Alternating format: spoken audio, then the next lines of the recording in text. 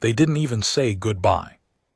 One morning they were there, humans, scattered across starports in colonies, bartering in trade hubs, arguing at council chambers, and drinking too much in dive bars orbiting black hole observatories. Then suddenly they weren't. No official transmission, no final meeting, no war, no plague, just absence. At first the Galactic Council barely noticed. Humanity, while loud and unpredictable, was still one of the newer species to join the Council. They had arrived just 2 centuries ago. A blink in galactic time, but they had surged through space faster than anyone expected, colonized 13 planets, established trade with over 40 species, and started dozens of joint science programs. They were active, restless, but when they vanished, they left a silence, not just from the chatter, it was in the numbers. Galactic shipping traffic dropped by 17% overnight. Pirate activity increased because the humans' patrol fleets had disappeared. Even entertainment industries felt it. No more Terran dramas, no music, no stupid but addictive games. Still, the Council didn't panic. They called it a strategic withdrawal. Some species even celebrated. The Krell High Priest declared it divine justice for humans daring to push their fragile biology into sacred voids. The Valkyrie simply shrugged. They were never built for peace. Anyway, one delegate said. But then the system started failing. Human-coded maintenance AIs abandoned their stations, terraforming protocols reversed on 3 planets, hundreds of joint research stations powered down simultaneously. In the cryostasis vaults of the asteroid belt, over 1 million human embryos were erased from the banks deliberately. And that's when the fear began to settle. It was the Tharine ambassador, old, wise, and known for never speaking unless he absolutely had to, who finally stood before the High Council and said, "You do not understand what you have lost. You should be afraid." The chamber laughed. At first, but one by one, the surviving diplomats and intelligence agents began to report similar findings. Humanity hadn't just left, they had cleaned their footprints. Every joint project with humans was destroyed or locked behind unbreakable encryption. Even cultural exchange databases had been wiped clean. It was like they had never existed. Except they had. And they had done a lot in a short time. And maybe that's what unsettled the Council most of all. Because deep down everyone remembered the human trait they had ignored for so long. They learned fast, fought harder, forgave slowly. But most of all, they planned. And now, with them gone, there was a shadow stretching across the stars. A silence so complete it felt like the inhale before a scream. 3 weeks later, the Veroni front collapsed. A quiet war humans had helped hold back was now raging unchecked. 10 council worlds fell in days. The council called emergency meetings. Systems were pulled from reserve fleets. Ancient races offered up dreadnoughts, thought buried in peace treaties. But the dominoes didn't stop falling. In a private session, the serene archivist whispered what others feared to say aloud. What if they knew this was coming? What if they left because of it? But worse still, what if humanity hadn't abandoned the galaxy? What if they had simply stepped away to prepare? The first system to go completely dark was Havrin 9, a quiet trade hub orbiting a neutron star. Havrin 9 had been stable for over 600 cycles. known for its cobalt exports and the serene mix of Vari and Shulen populations the system rarely saw conflict. It was peaceful, neutral, a place the Galactic Council often used for negotiations and covert diplomacy. But now it was gone. Not destroyed, not attacked, just silent, no outgoing transmissions, no freighters, no distress calls. When a scout ship from the Arventi Collective was sent to investigate, it never came back. That was when fear truly began to gnaw at the core of the Council. Because in all their millennia of history, across wars and genocides and collapses, never had an entire system disappeared without a trace. There was always something, wreckage, comms chatter, radiation trails. But Havrin 9 had simply ceased to respond, and no one wanted to admit the pattern was spreading. One by one, the systems where humans had once left a mark, whether by building, conquering, negotiating, or defending, began to falter, not in ways obvious or dramatic, but subtle and terrifying. A black market in the Garn wastes dried up overnight. The wormhole network in Sector 12G suffered a spontaneous failure. The Foreign Institute of Astrobiology found every human-authored document in their archive had been replaced with static. Even the Council's mainframe, believed to be the most secure computational system in known space, began to display anomalies, not hacks, not malware, just missing pieces, holes, like someone had reached inside the code and pulled knowledge out. And still, no one could find a single human. It had been 4 months. The Jathari, a species famous for their emotionless analysis and hyperlogic, put forth the first public theory. Humanity had ascended, left the galaxy, evolved into non-corporeal beings. It was laughed off by most, but only because the alternative was worse. A quiet emergency meeting was held in the deep core, the most secure council sanctuary built into the iron heart of a neutron star.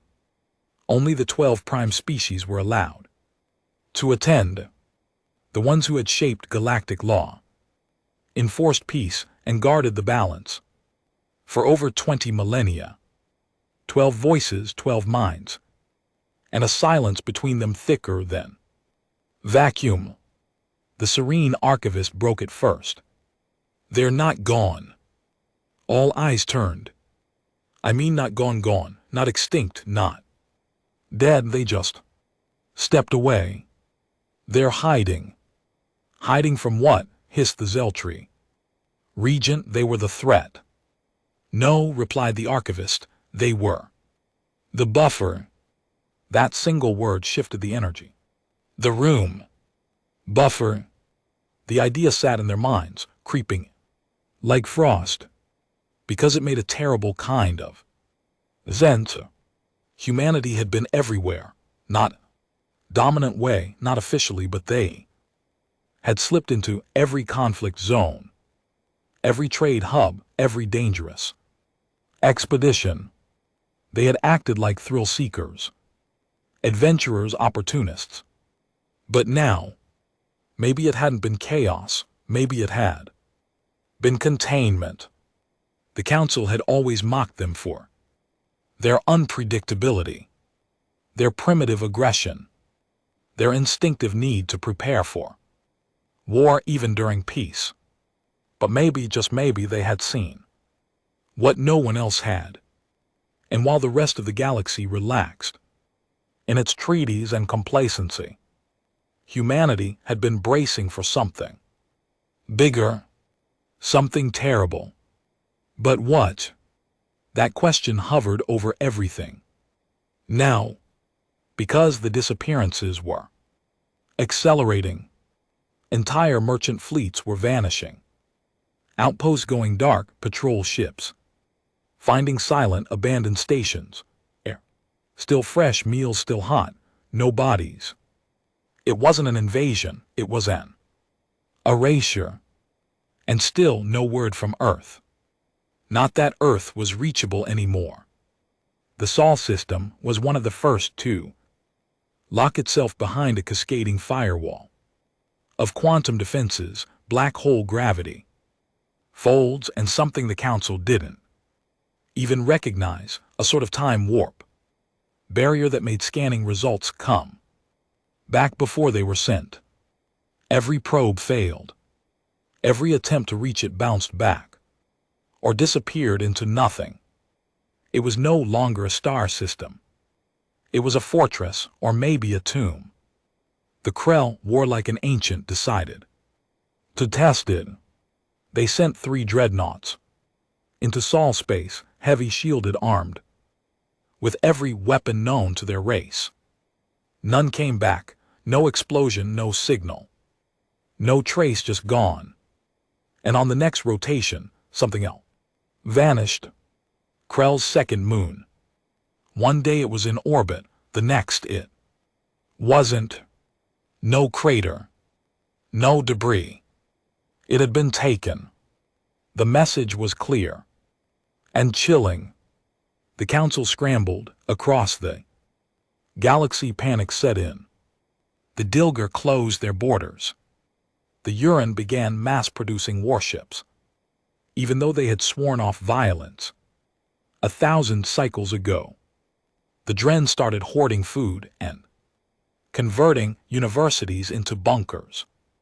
But none of it mattered, because the systems that disappeared didn't follow a pattern.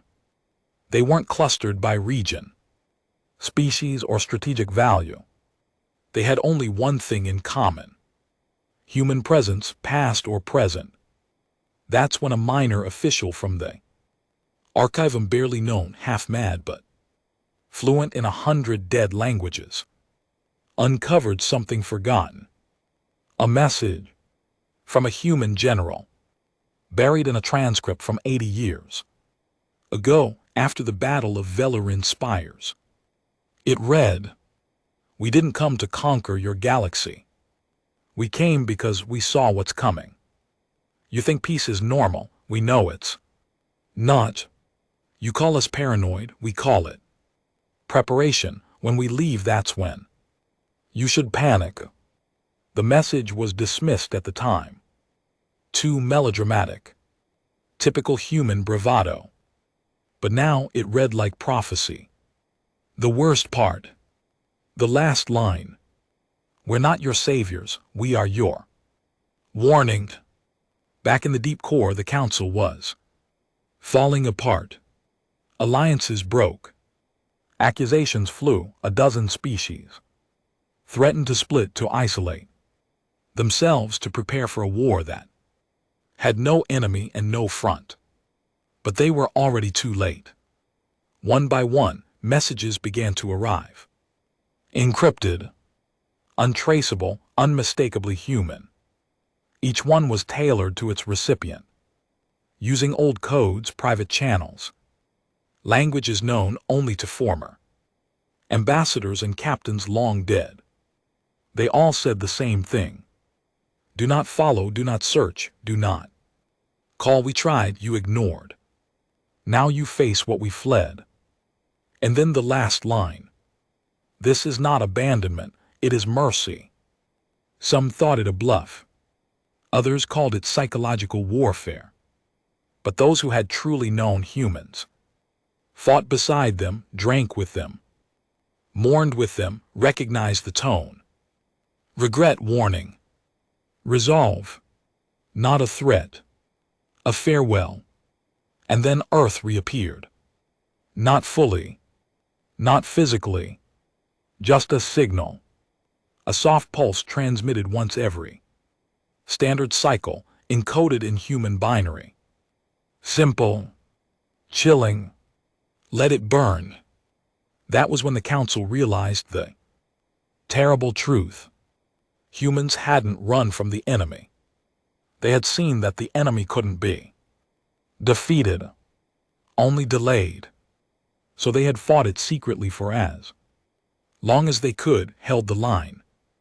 And when they could no longer hold it, they left, not to escape, but to lure the enemy away. They took it with them, dragged it into their hidden fortresses, their sealed systems, their abandoned outposts. They made themselves the bait, to give the galaxy time, to let it breathe even for a while longer. And the council had laughed at them, had mocked their fear, their paranoia. And now, with the humans gone, the darkness they had held back was no longer leashed. It was free, and the stars began to die. By the 7th month, the cracks in the Galactic Council weren't metaphorical anymore. Whole sectors had stopped responding. Travel between core systems became dangerous. Once flourishing trade routes were now ghost corridors filled with drifting cargo vessels and silent floating debris. Long-range communications began to distort, repeating broken echoes of past messages. Sometimes they received council broadcasts days before they were even sent. Time was bleeding. In Sector 511, suns were reported to be dimming, not fading naturally, but flickering like dying torches. Some scientists whispered of entropy, acceleration, while others insisted it was sabotage. But the data told one truth: the galaxy was no longer stable. The Jathari proposed another hypothesis, this one even more unthinkable than their last. This is not a threat that exists in physical dimensions, their speaker stated with cold clarity. It is a sentient decay. It feeds on memory, presence, identity. Where humans resisted it, we now forget ourselves. That would have sounded insane a year ago. Now it was the sanest thing anyone had said in weeks. Entire colonies were reporting fades. Not deaths, but disappearances without violence. Workers on a station would report to duty only to realize one of their colleagues no longer existed. Not missing, not removed, just gone, as if they'd never been born. No records, no belongings. Sometimes the names disappeared from minds entirely. Some species tried memory link rituals to hold on. The Vari formed telepathic circles, reliving the names of the fallen, chanting to remember the dead who had not yet died. But even they began to forget. The council met again. What was left of it? Only 6 species now remained with full communication across their regions. The rest were dark, offline, possibly extinct. The meeting took place in the orbit of Galen Primus, a dying star where gravity anomalies made detection difficult. Every delegate looked more ragged than the last. Once adorned in ceremonial robes and armor, now they were wrapped in pragmatic suits, worn metal and pale. Worry. We have to find them, the Krell representative growled. Her voice had lost its arrogance. They can't have gone far. Their ships weren't that advanced. You still think this is about ships?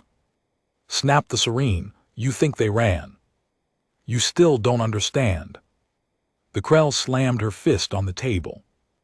Then explain it. The Serene closed her ancient, half-blind eyes and whispered, we are not facing war. We are facing erasure, and humanity was our firewall. Everyone fell silent. That term again. Firewall. The idea had taken hold across council. Whispers. Humans weren't just another species. They were a filter, a trap. Something had come for the galaxy long ago, and humanity had made itself its Enemy, not for glory, not for conquest, but to distract it. The HFY offered the final analysis.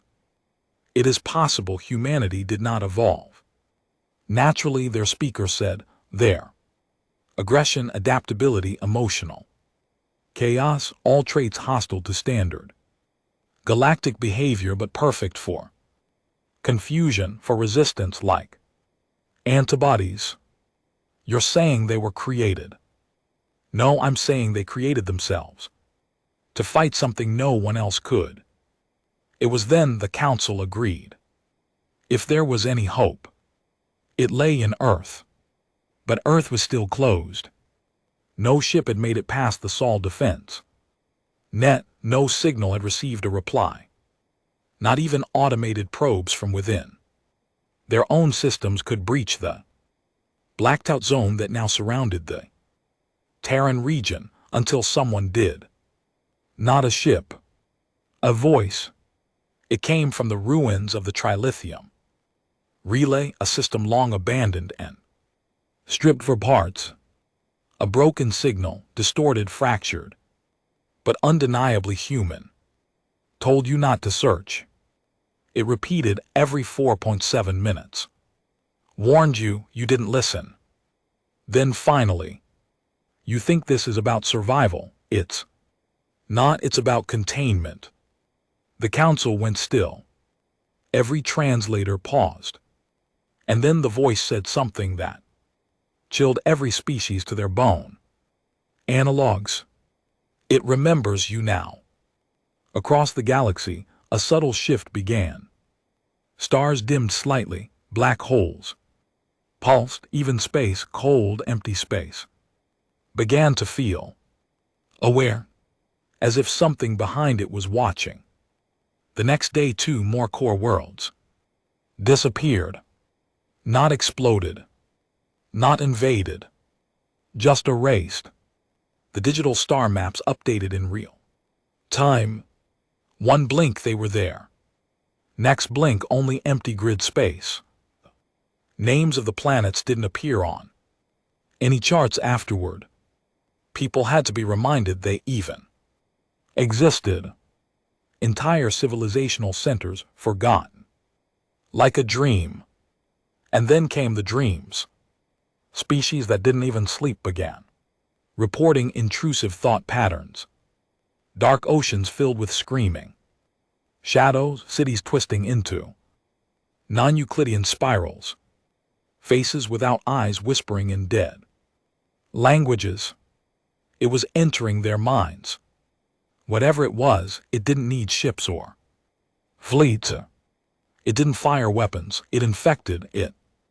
Consumed from within. And humans had fought it the only way. They knew how. By becoming impossible to predict. Impossible to calculate, chaos in flesh. And now that chaos was gone, the final breaking point came when the council lost contact with the vaults of Lothin, a secret archive that held the genetic libraries of 57 species. The vaults were protected by the most advanced AI in the galaxy. The human-created Sentinel Class 6 system. It was supposed to be impenetrable. Now the mainframe was empty. Every stored DNA record wiped. Every human record deleted completely. The rest corrupted. Glitched. Some files had mutated, names warped into symbols that didn't exist. Species codes overwritten with static that crashed any system that tried to read them. And on the floor of the vault, etched into the titanium alloy, was a single sentence. You should have let us finish the war. At this point, the council stopped being a council. Each surviving species turned inward, pulling fleets, building bunkers, encrypting their systems, and praying to whatever old gods they had left. But it was no use, because the enemy wasn't coming from outside anymore. It was already in the data, in the thoughts, in the very laws of reality. And across a dozen systems, people began whispering the same nightmare. Earth, burning in reverse. That was the only way they could describe it. The image repeated across minds, dreams, simulations. Earth on fire, but the flames didn't destroy, they erased, rewrote. Buildings melted into bone, skies turned to static, oceans boiled upward into the stars. And in the center, a figure. Not a god, not a monster, just a man. Not angry, not weeping, just watching, alone. The council, what was left, reconvened. For one last attempt, they sent a message. Not through words, but a single symbol. One humanity had used in their final transmissions. A burning star within a broken ring, the symbol of the last wall. It was their emergency beacon. One no species but humans ever used. The message was simple. Please, come back. For 12 cycles there was no reply. Then, finally, one word. From Earth. Translated from ancient Terran English. No. And then silence again.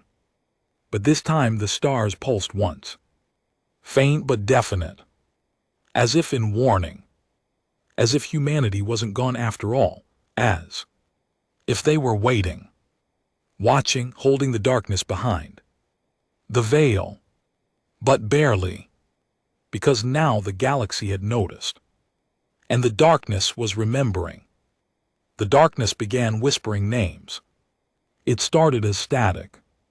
Harmless, incomprehensible noise echoing through abandoned satellites and relay stations. Then came the patterns. Fragments of long-forgotten council. Meetings intercepted human. Transmissions, snippets of music once. Broadcasts from Terran colonies. Soon after, entire sentences crawled through the channels like insects under the skin of the galaxy. We see you. You are not alone. You left us nothing but noise. Now you will drown in it. The council didn't respond. Because there was no council anymore.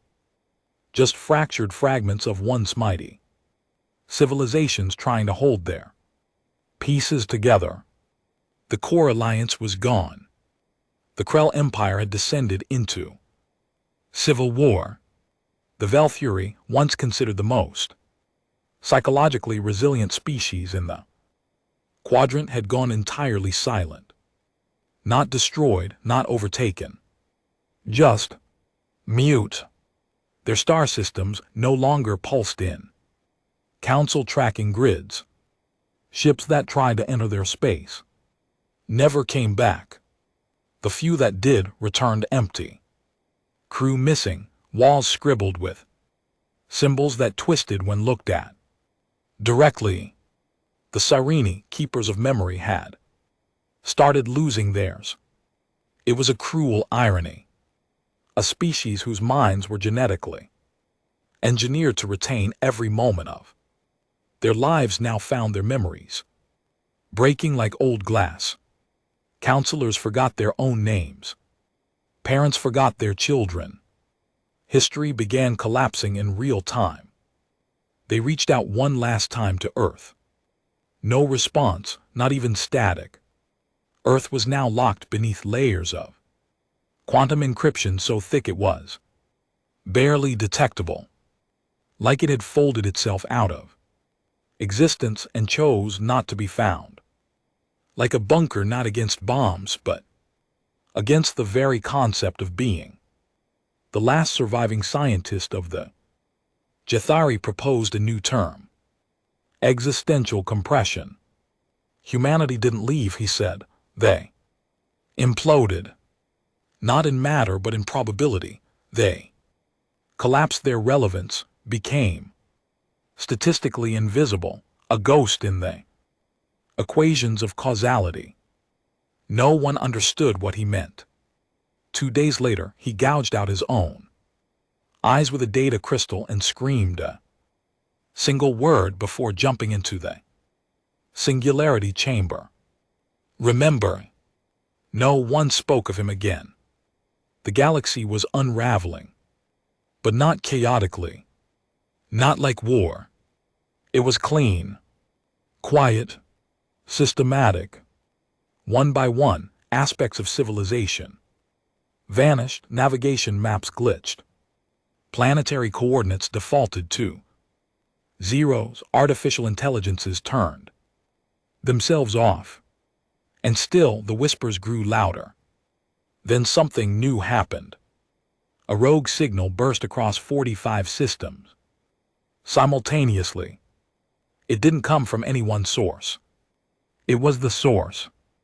A voice, feminine, calm, distinctly human. You rejected chaos, you rejected violence, you called us unstable. Now stability fails, and only we knew how to fight that. The message paused. You wanted a perfect galaxy, you forgot. Perfection invites rot, you forgot. Entropy has teeth. No one traced the signal, no one could. It was present in too many places at once, sent not through transmission but through reality itself. Like the universe had been infected with human defiance. Then came the real blow. One of the surviving core species, the Dalari, launched a desperate expedition to solve 5 ships, experimental warp, jump tech, no AI guidance, just raw neural drive and instinct. Only one ship arrived, and it didn't enter Earth's system. It fell into orbit around Mars. Mars, the red planet humanity had once transformed into a second home, now cloaked in storms and surrounded by debris rings made of broken satellites. The crew of the Dalari ship reported single signal from Mars' surface. Do not land.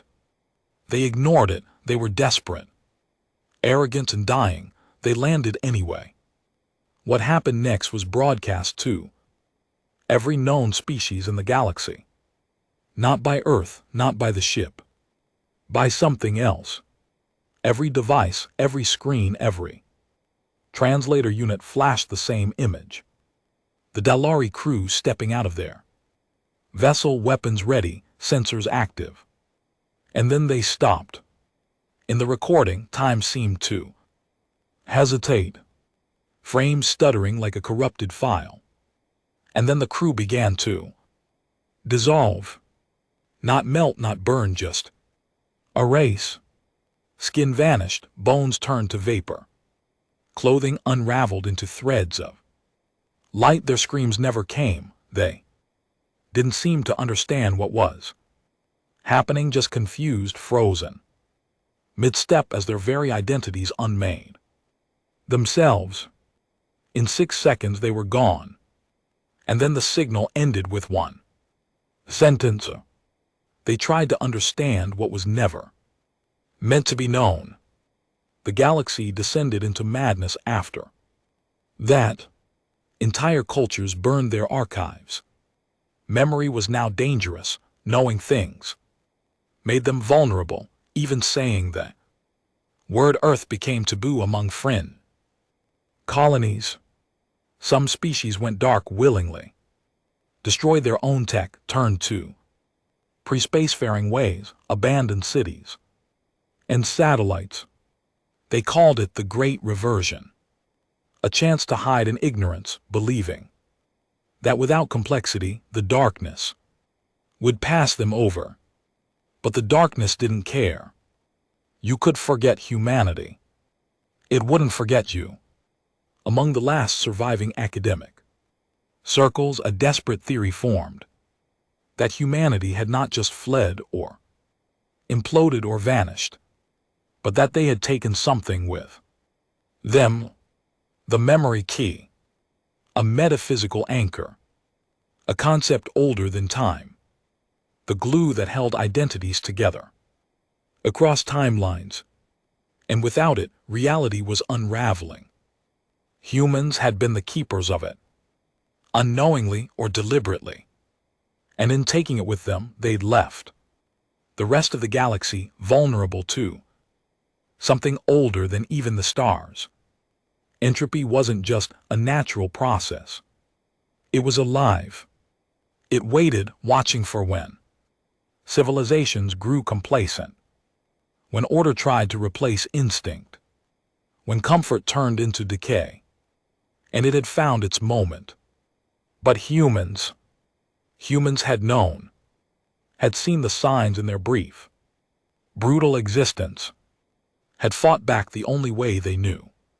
And when they couldn't win, they ran into the fire, dragging the enemy with them, sacrificing themselves not to survive, but to buy the rest of the galaxy. Little more time. Not enough, as it turned out. But no one could question their effort anymore. The species who once mocked their wars, their contradictions, their obsession with death, now prayed to the echoes they'd left behind. Old Earth transmissions became sacred.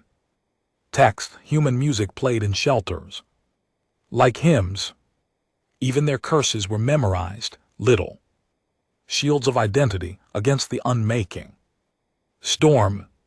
Some species tried to imitate them. They failed, because to be human wasn't about strength or technology or intelligence. It was about defiance in the face of certainty, about spitting into the void and daring it to swallow you. And now, with the void swallowing everything, the galaxy understood what it had lost. At the edge of the spiral arm, in a forgotten sector, an old observation drone flickered to life. Its systems had long been dead, but something had reactivated it. Inside its visual range, the stars blinked strangely, almost deliberately. The drone recorded the pattern, a series of dots and pauses. Morse code. Human, it translated, this is not your ending, but it is your reckoning. And then, we're still here. You just don't know how to see us anymore. The drone's memory core overheated. Its last transmission was a single image of a shadow standing on the edge of a broken moon, looking out toward the galactic center. A human silhouette, alone, watching, waiting, holding the line. The stars began dying in patterns, not randomly, not like supernovas, triggered by age or gravitational collapse. These were deliberate, precise extinctions. Stars snuffed out in sequences like someone was deleting constellations from the sky, one line at a time. Astronomers who still dared to look called it the burn script. Across every corner of the galaxy, entire civilizations tracked it, desperate to decipher meaning from the death of their own heavens. In one spiral arm, the pattern resembled ancient human numerals. In another, it echoed the glyphs carved on Terran monuments in places called Egypt and Machu Picchu. The implication sent tremors through the surviving scientific communities. The darkness wasn't just destroying, it was speaking, and for those who could still hear human frequencies, it was doing so through them. But Earth remained silent, no messages, no ships, no warnings. Just the dense, impenetrable curtain of distorted space-time and inverted gravitational locks that had sealed the Sol system from the galaxy. Until now, the seal flickered. Not open, not broken. Just leaked. Enough for one final broadcast to make it through. Not an alert, not a warning. Not even a message, a song. A human voice, soft and low, whispering. In Old Terran English, a lullaby barely. Above a whisper, hush now stars, don't you cry. Dark will pass you by, the fire sleeps beneath our skin and waits to rise. Again, beats it played once across every known frequency. No one admitted it publicly, but nearly every sentient species wept when they heard it. Some cried because of its melody. Others cried because of what it meant. That humanity hadn't forgotten them. They had just chosen silence over chaos, isolation over annihilation, sacrifice over vengeance. In the fractured remains of the Uran conclave, something stirred. The Uran had long been known for their pacifism, their absolute dedication to peace after centuries of war had nearly torn their race apart. For 3,000 cycles, they had outlawed weaponry, destroyed all military knowledge, and built a society founded entirely on diplomacy and healing. But now their planetary archives glowed with light, not from within, from below. In the oldest level of their deepest vault, a single door opened for the first time in millennia. Not because anyone accessed it, because someone had triggered it. A human handprint encoded in ancient material from the first Uran contact team was registered as active. The vault opened. Inside they found files not written by Uran hands. They were human instructions, labeled clearly for when the silence begins. Inside the files, schematics, engines, weapons, psychological manuals on how to endure a war against an enemy that cannot be seen, heard, or even remembered. And at the end of the files, a single note, written in a language the Uran had never learned, yet every one of them understood as if it were in their native tongue. We knew you wouldn't want to fight. We knew you'd choose peace. That's why we did the fighting for you. But when the walls fall, you'll have to choose. Again, the Uran didn't hesitate. Their council voted unanimously for the first time in recorded history. They activated the forges and began building ships again. Human ships. Meanwhile, in the shadow systems of the Dren, where memory had nearly collapsed, and entire family lines had forgotten themselves, a miracle happened. A child spoke a name, not their own, not their parents', a name no Dren had ever spoken aloud in thousands of cycles. Amelia, the name of a human diplomat who had once brokered peace between the Dren and the Veroni, long before the Dren had developed voice harmonics. She had taught them language.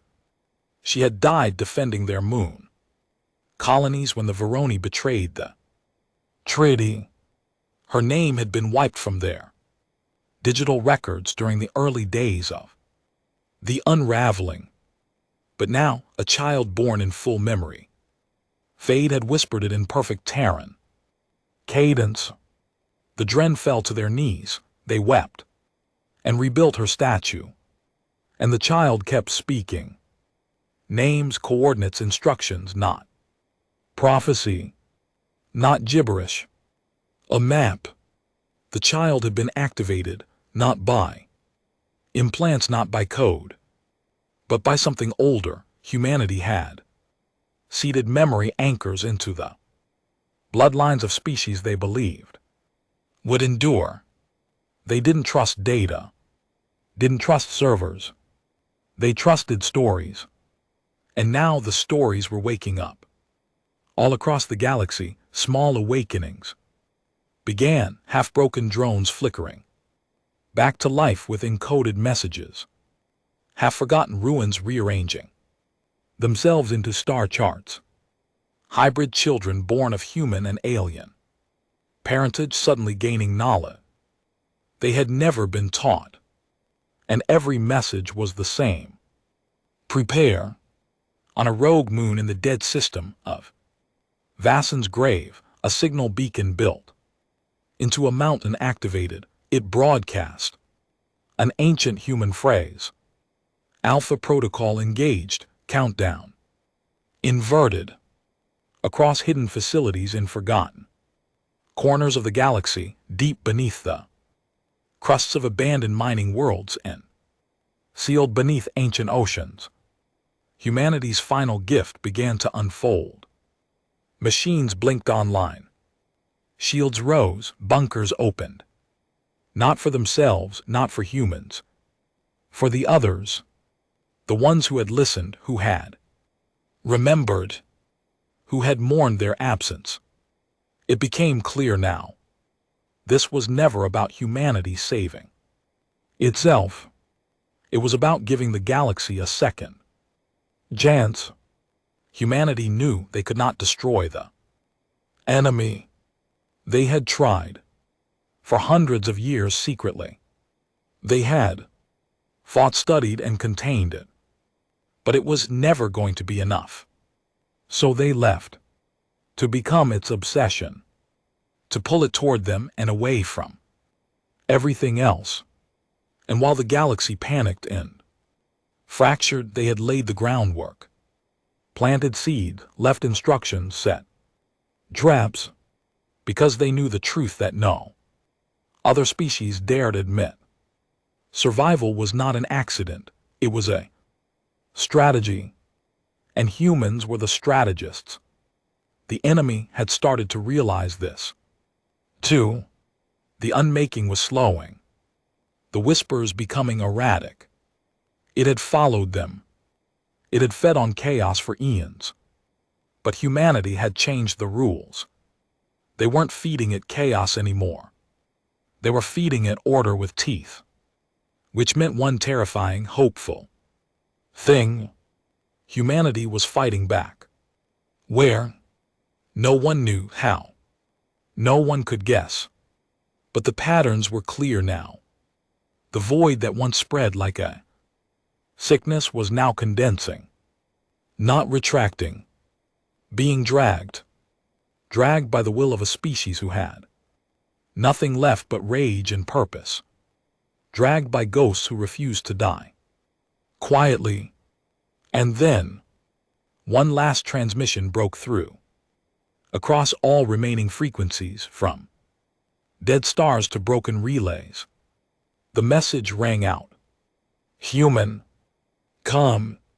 Certain. We see you. We hear you. You are not alone. Followed by a single line. We're holding the line. Just keep remembering us. The galaxy stirred. And for the first time in what felt like eternity, it remembered what hope felt like.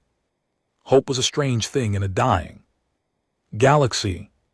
It crept in not like a roar, but a flicker, one barely noticeable above the hum of entropy and fear. But now that flicker was spreading, glowing like coals beneath the ashes. Everywhere the darkness had touched, where systems were silenced and stars devoured, life stirred. Not because the enemy had retreated, but because it had been distracted.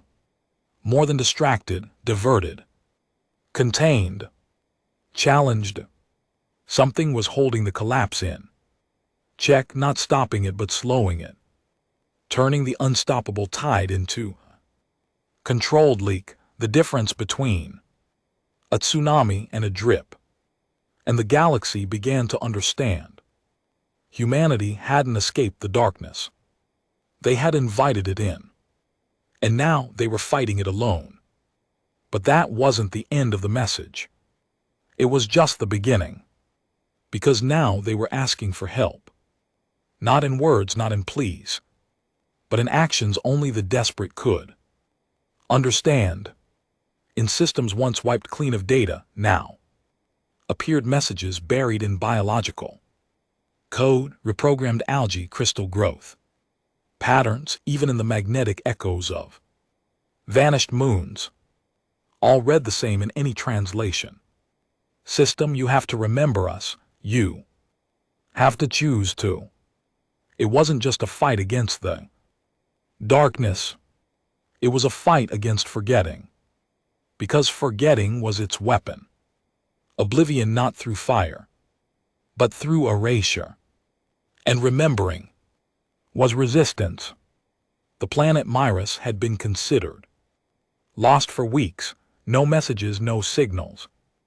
No ships returned, a silent graveyard, orbiting a red dwarf with 100 million souls buried in its crust. Then one day it blinked back online. Not fully, not clearly, but with a pulse, like a heart skipping a beat. A single steady signal pinged out every 88 seconds from its oldest communications tower. When decoded, it was just one word. Jones. At first, no one understood. Then an old historian among the Vorthians gasped aloud.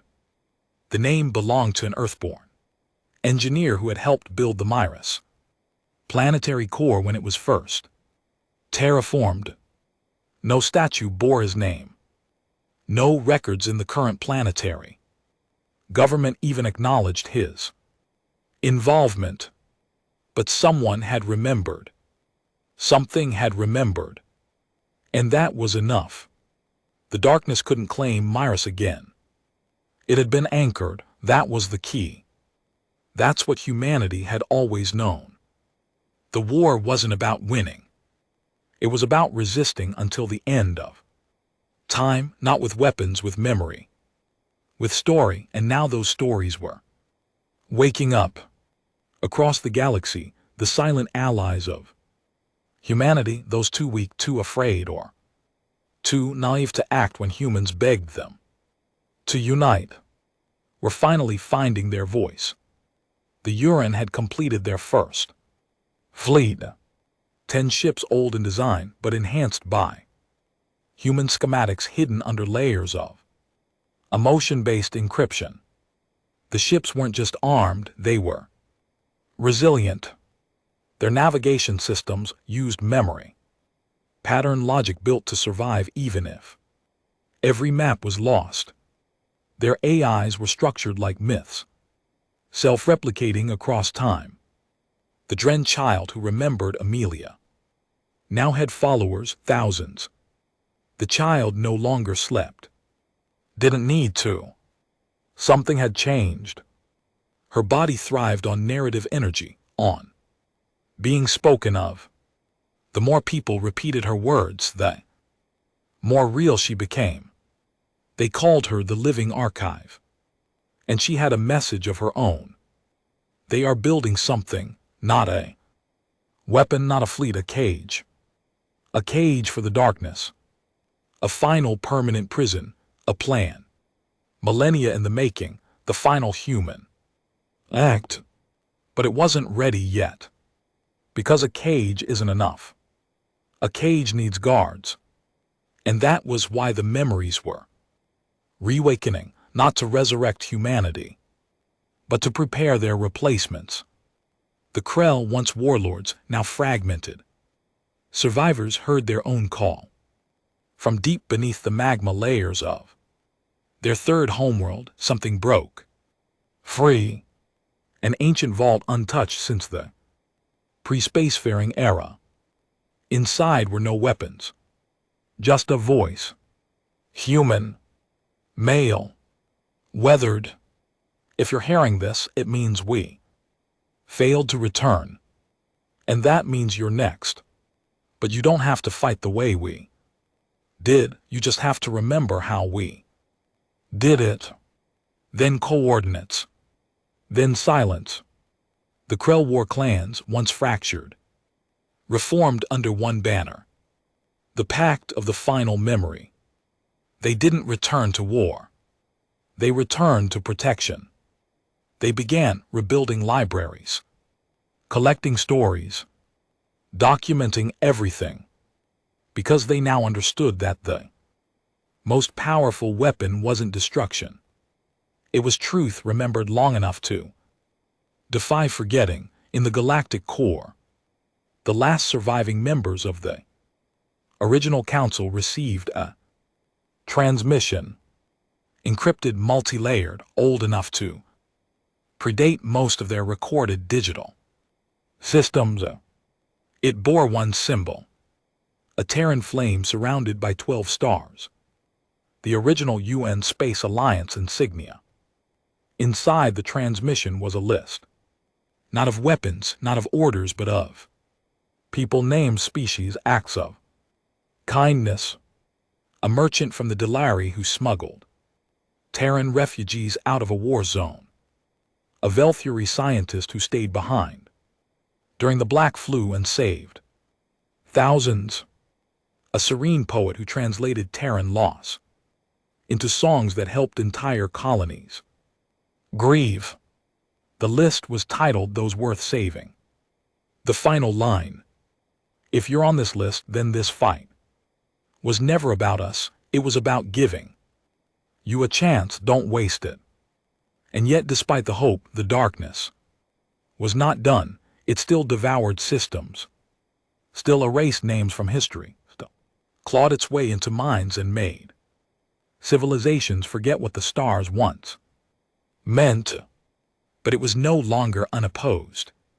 Now it faced resistance in every memory, spoken aloud in every child taught, a story of humans in every culture that chose to remember instead of erase. In every heartbeat of those still fighting, humanity lived on. And across the ruined expanse of the spiral arms, strange beacons flickered. Not human, not alien, something new. The first lights of a generation not defined by their origin, but by their purpose. And then, one final miracle. In the deepest system, one the darkness had already claimed, a blackened zone. Thought beyond saving, a ship emerged. Old Earth design, burned, scarred, half its hull missing, but alive. No weapons, just a message etched into its side. Fire-resistant paint. We're still here. And inside, no humans, just an interface, a hologram of a Terran woman with gray eyes and a smile full of exhausted pride. She looked directly at the camera and said, "We've done all we can. If you're seeing this, then you're ready. We'll hold the line until we can't. But the cage is yours to finish." Then she added, "And when you do, tell our story right." The ship vanished into light, and the galaxy, wounded and reeling, began to build. Not for war, not for revenge, but for legacy. Humanity had left behind no empire, no monuments, no armies, just memories. And memories now were the most dangerous thing in the universe. The stars were quiet now, not in the way they had been when death loomed, but in the way a battlefield falls silent before the final charge. Something had shifted across the galaxy. The chaos that once crept unchecked, the cold certainty of erasure that rolled in like fog, had begun to meet resistance, not in fire or force, but in remembrance. Stories those once dismissed as cultural fluff or sentimental weakness had become fortresses. Entire colonies had stopped relying on traditional communication protocols and turned to storytelling as their primary method of passing information. Oral history, songs, symbolic dances that carried the memory of human sacrifice across species who couldn't even speak in words. Not one of these was digitally stored, because the enemy fed on records, but it choked on ritual, on repetition, on living memory that changed with the teller yet remained the same in essence. The Vari, long considered too logical for myth, now held weekly gatherings under open sky where elders recited human history in verse. They wept as they spoke of Terran ray and resilience, of cities rebuilt from ash, of love that endured radiation, storms and families that held together under orbital siege. Their newest children were named things like Hope, Anders, Nova, and Elliot. Names once foreign, now sacred because names had power now, and the darkness feared them somewhere beyond the known edge of galactic space, past the once mapped territories of the Orion Veil. An enormous structure was being built. No species admitted to designing it, no shipyards claimed its construction. But it was there, a lattice of black light steel and crystalline memory conductors orbiting an ancient neutron star. The structure was larger than any known space station, larger even than most moons. It was shaped like a spiral, and in the center, suspended within a vacuum shell, was a single human body, perfectly preserved, not decaying, not alive. A man in a tattered old-style United Terran Federation uniform, dog tags still clinging to his neck. No one knew who he was, but those who saw him in person felt a strange pressure in their chests, weight of sorrow and gratitude.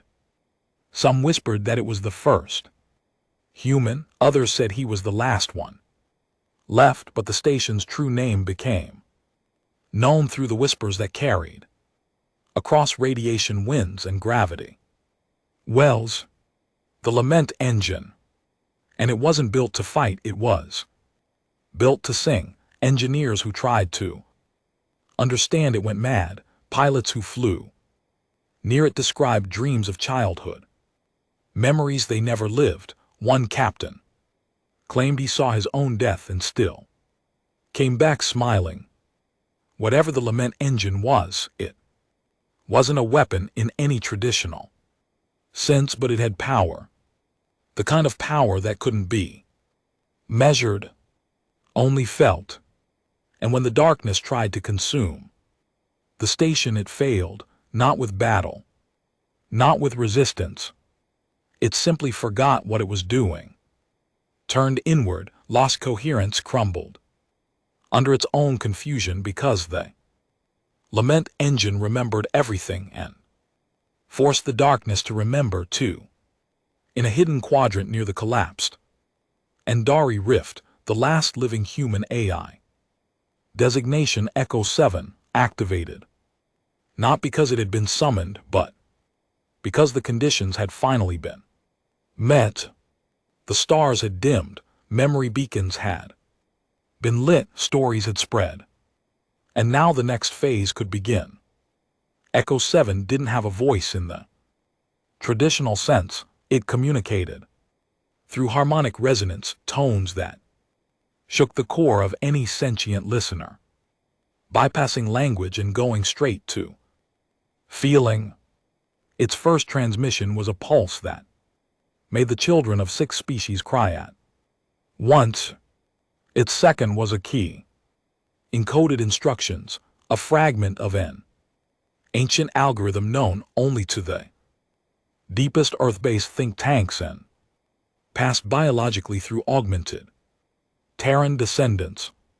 The algorithm had one function: to teach others how to forget in the right way, to erase memory intentionally, leaving behind protected blanks that the darkness could not consume, like cutting away infected limbs to preserve the body. Species began training for it. The serene adapted their mind melds. Dren Child guided new groups through dream-forging rituals. Even the cold Jathari uploaded fragments of their consciousness into Echo's memory prism, voluntarily letting pieces of themselves go in order to become harder to erase.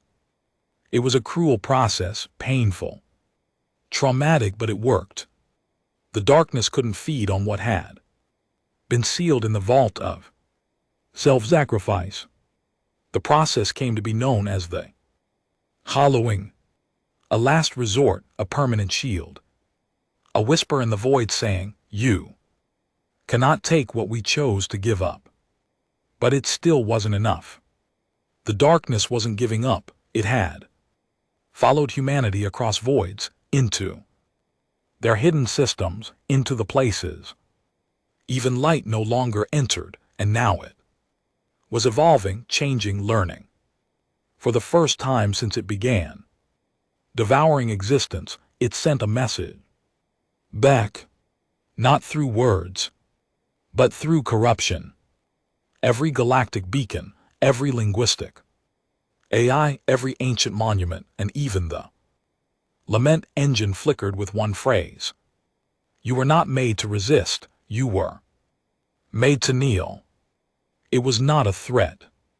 It was a declaration, and in dozens of places resistance broke, small systems collapsed, minds snapped.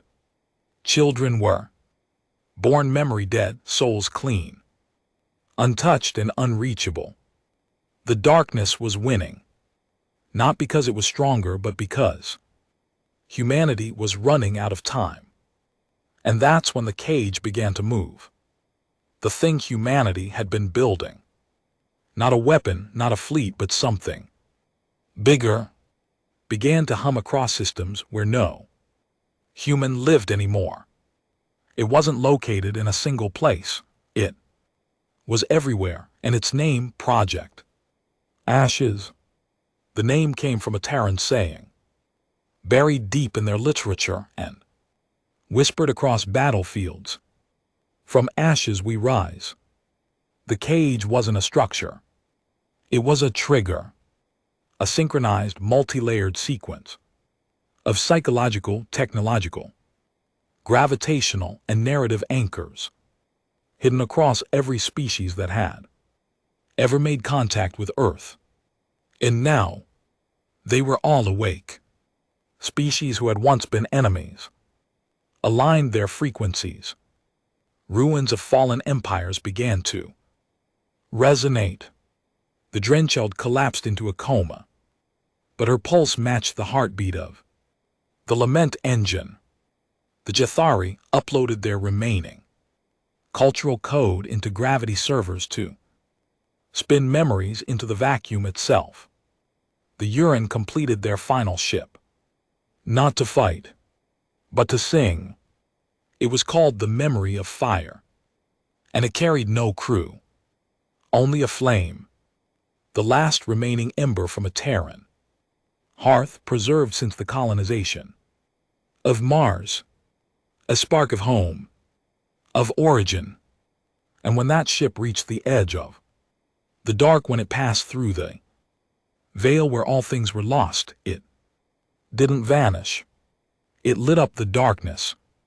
And for one brief, impossible moment, the darkness screamed, not in rage, not in triumph, but in recognition, because it saw what it had forgotten. A memory older than even the stars, the sound of defiance, the feel of a mother's warmth, the stories whispered under blankets while the wind howled. Outside, the smell of dirt after rain, the pain of loss, the joy of rebellion, the laughter of children. And in that instant, for the first time, the darkness knew fear, and the galaxy knew humanity wasn't trying to win, they were trying to teach the universe how to fight back. Even in their absence, they had become the method, the structure, the rhythm of survival. They had rewritten what it meant to endure. And as Project Ashes reached its crescendo, the galaxy held its breath. Because the final phase was near, the cage would close, and then humanity would return. But not as they were, as something else, something the darkness had no name for. Not soldiers, not saviors, not gods, but legends. The stars began to remember. Not in metaphor, not in poetry, but in function, flares that once burned wild and aimless now pulsed in sync, each burst a perfect harmonic to the one before it. Dead quasars blinked awake and pointed themselves toward a single galactic vector. Worlds lost to chaos whispered names. Across gravitational waves, names of humans long dead, etched into space-time itself. All of it was pointing toward a convergence. Project Ashes was nearing completion, and the galaxy was ready. The cage wasn't a prison in the traditional sense. It had no walls, no weapons, no guards. It was made of stories, memories, emotions, the intangible glue that made species more than meat and instinct. It was woven together from the moments humanity had left behind, their victories, their betrayals, their unrelenting spirit. The darkness had laughed at them once, mocked them, consumed their worlds, their digital records, their monuments. But it never understood what it had failed to kill, what it couldn't erase. Imprint, the kind of imprint that echoed in DNA, in myths, in behaviors passed between generations, even when the language that carried them was gone. Humanity didn't need to survive in flesh. They had embedded themselves in everything else. They were not a species anymore. They had become a concept, and concepts couldn't die. Now, as Project Ashes reached its final phase, the lament engine released its last signal. No voice, no text, just a frequency, a single note. It rang out across the void and reached every system where memory still held, every soul that had whispered a human name, every colony that had lit a candle for the Terrans. And that note unlocked what had been hidden, buried beneath 100 fractured timelines in dormant code, in the genetic spirals of hybrid children, in the heat signatures of old battlefields, and the subconscious dreams of poets. The return code. What followed wasn't an arrival. It was a remembering. The galaxy didn't witness ships descending from the stars. There was no great flash of resurrection. There was only a moment where everyone remembered humanity at once. And in that instant they came back, not as soldiers in armor, not as fleets of war, not even as flesh and blood at first. They returned as presences, as pressure on the soul, an emotional gravity that couldn't be defined but couldn't be denied. On the surface of Vornis 5, where the last Krell warlord stood ready to burn his world before letting it fall to the void, a shadow stepped forward from the flames. Human. No armor, no weapons, just a tired smile, an outstretched hand. "Hey," the man said. "You held out longer than we thought." The Krell dropped his blade and sank to his knees. They returned on the frozen wastes of Ither Prime, where a tribe of Velthuri had been reduced to telepathic murmurs and shattered mind bonds. A woman stepped down from a rusted escape pod, her boots cracking the ice. "Got a little cold here, huh?" she whispered, laying her palm against the snow. "We remember you." And suddenly, the ice stopped spreading. They returned in flame and light on the edge of the Maw Rift, where the darkness had begun to coil like a serpent ready to strike. And this time it struck first. But it hit something it hadn't expected. It hit purpose. The first real counterstrike in centuries didn't come from energy, weapons, or antimatter warheads. It came from a question spoken by the youngest Drenchild, guided in a dream by the living archive. "Why do you erase?" And the darkness, in all its incomprehensible mass, paused, because it had never been asked before. It had never thought to question itself. And that pause, that tiny, fragile hesitation was the crack in its armor. Humanity widened it. They didn't fight the darkness with brute force. They made it remember what it was before. It forgot itself. They fed it memories of creation, of first sons, of joy and pain and confusion, and the darkness screamed. Not in agony, but in identity crisis. It tried to flee, tried to retract, but the cage was already built. Project Ashes. Ignited in full, a trillion memory. Nodes, emotional anchors, relics, ruins.